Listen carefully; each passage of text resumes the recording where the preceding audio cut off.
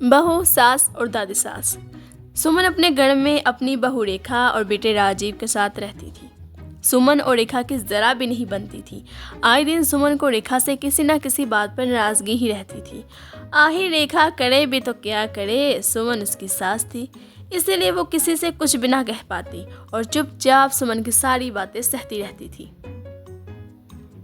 बहू, तुझसे एक काम भी नहीं होता। मैंने तुझे कितनी बार कहा है कि सुबह का नाश्ता मुझसे पूछ के बनाया कर। एक तू है कि सुनती नहीं। पर माँ जी, आप सुबह 9 बजे उठी थी। अगर मैं आपसे पूछती तो राजीव जी भूखे ही चले जाते ऑफिस। तो पता नहीं मुझे कैसी बहू मिली है, हमेशा मुझे तो उल्टा ही जवाब देने लगती है। अरे बहू, मैं भी कभी बहू थी, मगर मैं तेरी तरह की बहू नहीं थी। अपनी सास को कभी भी उल्टा जवाब नहीं देती थी। और एक तू है, तुझसे तो अपनी गलती मानी नहीं जाती, उल्टा मुझे जवाब देती है।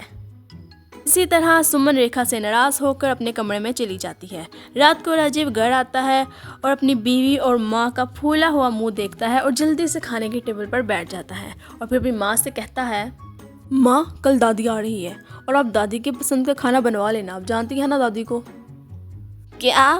कल तेरी दादी आ रही है? पर तूने मुझे पहले क्यों नहीं बताया? माँ, मुझे भी ये बात अभी ही पता चली है। वैसे दादी हमें सरप्राइज़ देना चाहती थी। इनफैक्ट उन्होंने मुझे कहा था कि मैं घर में ये बात किसी को भी ना बताऊँ। ये खुशखबरी अभी यहाँ मैं किसी को भी ना दूँ। मैंने सोचा कि जैसे दादी हमें सरप्राइज़ देना चाहती हैं, क्यों ना हम ही उन्हें सरप्राइज़ देकर हैरान ही कर दें। क्यों माँ? अच्छा, मैं चलता हूँ। रेखा, कल मुझे जल्दी उठा देना, मैंने कल स्टेशन से दादी को लेने जाना है। हाय मेरी मुसीबत, अब मैं क्या करूँगी? हाय, इसे भी अभी आना था। सास की सास आ रही है।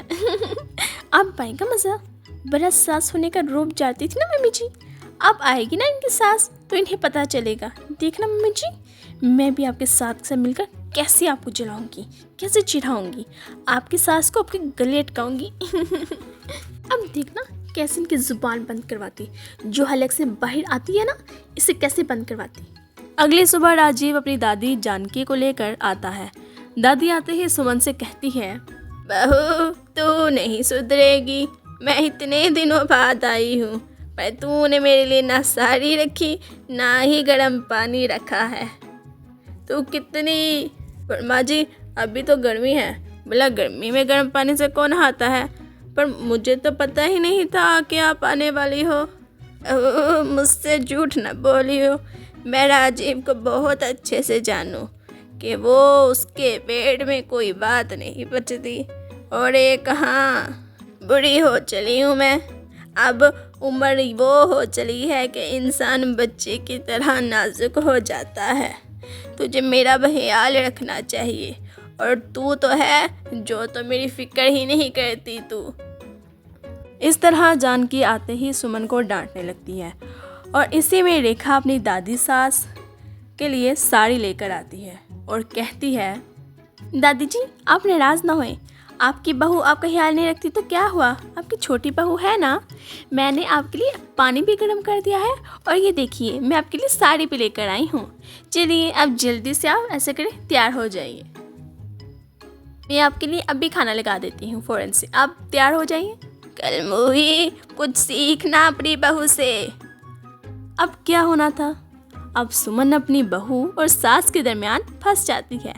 अब ऐसे ही कुछ दिन बीत जाती है और रेखा की अपनी दादी सास के साथ बहुत बनने लगती है, जिसकी वजह से हमेशा से सुमन अपनी बहू और सास के दरमियान फंस ही जाती है। फिर एक दिन, ये ले माँ जी कॉफ़ी, और बता दीजिए कि आज नाश्ते में क्या बनाना है। सुमन, ये क्या? तू कब से कॉफ़ी पीने लगी? और ये क्या, 8 बज गए हैं, अभी तक नाश्ता नहीं बना क्या?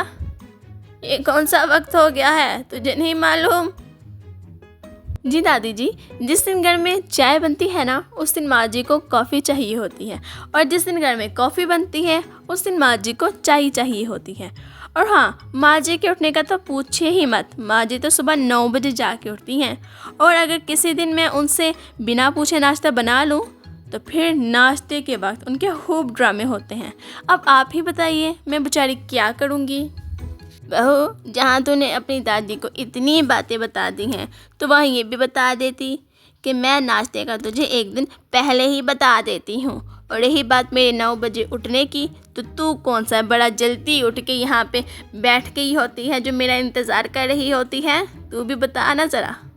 सुमन बहू, अपनी गलती को छुपाने के लिए अपनी गलतियाँ रेखा बहू पर ना डालो।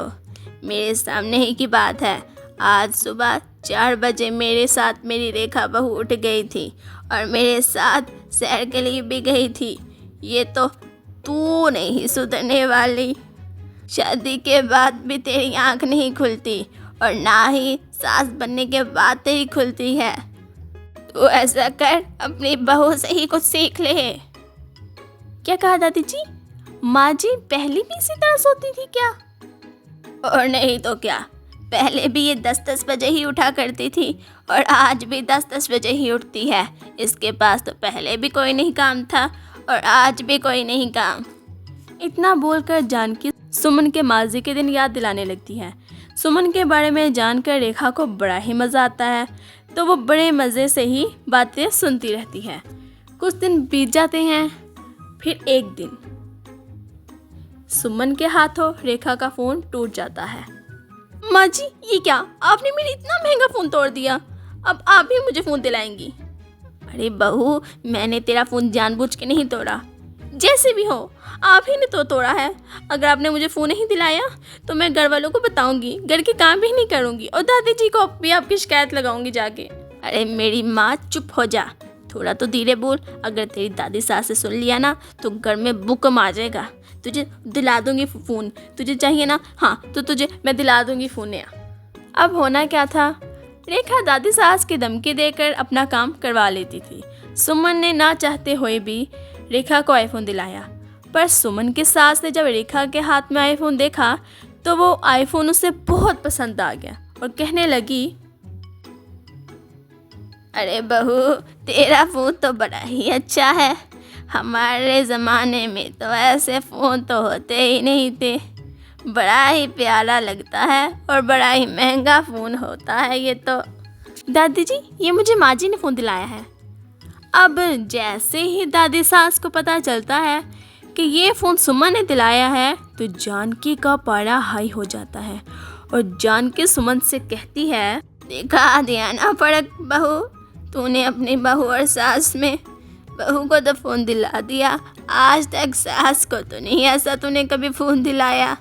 तूने तो कभी मुझे साड़ी ही नहीं लेके दी। अरे जब सास मेरी जिंदा थी ना तो मैं अपनी सास को हर वक्त कुछ ना कुछ देती ही रहती थी। अब क्या था, सास के ताने सुनकर सुमन अपनी सास को भी आईफोन दिला देती है और इसी तरह दिन बीतते हैं और सुमन अपनी सास और बहू के दरमियान दिन ब दिन फंसी ही जाती है। ये कब जाएगी? मैं तो अपनी सास और बड़ी बहू के दरमियान तो फंसती ही जा रही हूँ। सुमन ये सोच ही रही होती है कि जानकी के बड़े बेटे का फ़ोन बजता है। हाँ बेटा, मुझे कल ही गाँव आना होगा। किसी ने हमारी ज़मीन पर कब्जा कर लिया है।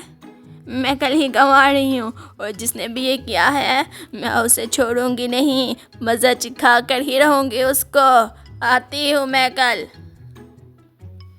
हाय, शुक्र है मेरी भी सुनी गई, मेरी भी कबूल हो गई। अब बताती हूँ मैं अपनी बहू को, जो मेरी सास के आने के बाद जो बड़ी शेरनी बनी हुई थी ना, अब मैं बताती हूँ उसे कि अगर वो शेर है तो उसकी सास भी सवा शेर है। उसकी सास किसी से भी कम नहीं है, जो वो बड़ा मुझे बीगी बिल्ली बना रही थी घर में। अब सुमन की खुशी का कोई ठिकाना ही नहीं था। अपनी सास के जाने के बाद एक बार फिर से सुमन शेरनी बन जाती है और एक बीगी बिल्ली म्याऊ बन जाती है। इसी तरह जिस तरह दादी सास ने होते हुए सुमन को बीगी बिल्ली बनाया था।